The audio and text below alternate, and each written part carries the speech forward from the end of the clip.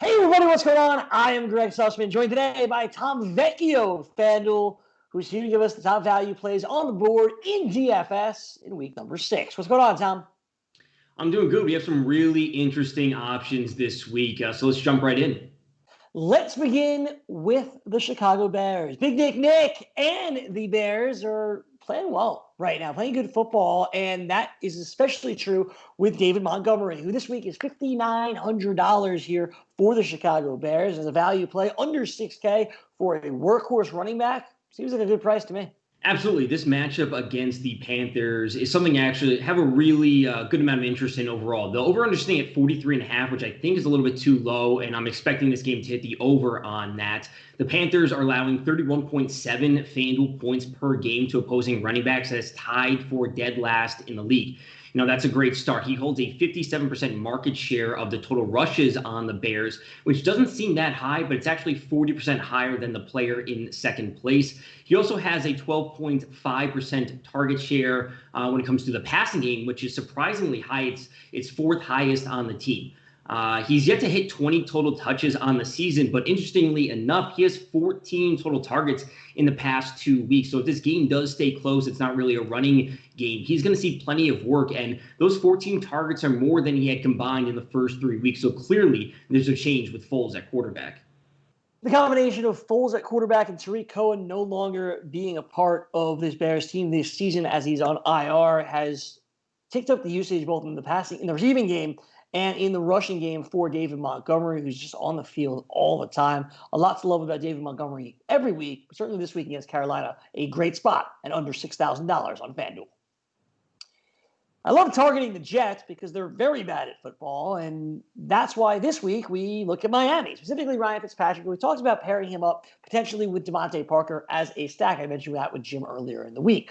But if you don't want to spend up for Devontae Parker, you could choose the other wide receiver here for Miami, and that's Preston Williams. Had a really good game last time out for Miami against San Francisco, and Preston Williams very much on the radar again here against the Jets. We want to be targeting the Jets. As you said, they're not very good at football. And, going up to Parker is something I certainly want to be doing. But if we need the savings, we want to be looking to Preston Williams, playing on 70% of the snaps for the Dolphins. That's second highest behind Parker on the team. He has the fourth most targets on the team at 25, the second most red zone targets at 4, and he's tied for the most touchdowns with 2. I mean, all of these are good things. They have a strong implied team total sitting at 28.5. And the Jets are allowing 30.7 FanDuel points per game to opposing wide receivers. I mean, everything is adding up for, a lot of people to be looking towards the Dolphins this week. So whether it's Fitzpatrick and Parker, Fitzpatrick and Myles Gaskins, and coming to Preston Williams, I am on board with plenty of Dolphins this week. As we mentioned earlier in the week with Jim, we like targeting the New York Jets, specifically with a stack potentially of Ryan Fitzpatrick and Devontae Parker. But Preston Williams at under $6,000. With all those targets, it makes a lot of sense to get him in there as well. And we're not just focusing on the bad New York Jets. The bad New York Giants are just as terrible. And Evan Ingram, he's been a major part of that. Ingram is priced at just $5,600 this week, but he has seemingly let you down week after week after week. Why will this week be different? I know Ingram has burned a few people in the past few weeks, including myself, and he simply hasn't gotten it done. $5,600 for him this week, and I really like him this week to break past 10 FanDuel points, which he hasn't done this season. People are looking at his peripheral stats. His ADOT isn't super high, but the matchup this week against Washington is what we want to be attacking. They're allowing 15.5 FanDuel points per game to opposing tight ends. That is fourth worst in the league. You look at this Giants offense overall, and he's really one of their more consistent options. The second most targets with 33, the second most red zone targets with 4, and he's tied for the second most touchdowns with only 1. We know that Slayton is playing a big role. So if everyone's looking to Slayton, I want to be looking to Ingram, who has a fantastic matchup against Washington this week.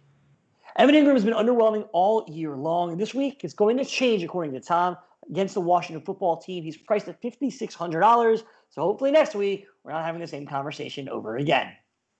That's it for us here on the FanDuel Hurry Up. Tom, I appreciate the time. Good luck this weekend. Same to you. Have a good one. Thank you so much. We've gone over the top plays of the week. We've gone over the values. Now it's time to talk about stacking. We'll do that tomorrow as Jim Sonis will join us to close out the week. For Tom Vecchio, I'm Gregg Sussman. Thanks so much for watching, and we'll see you back here tomorrow for another edition of the FanDuel Hurry Up.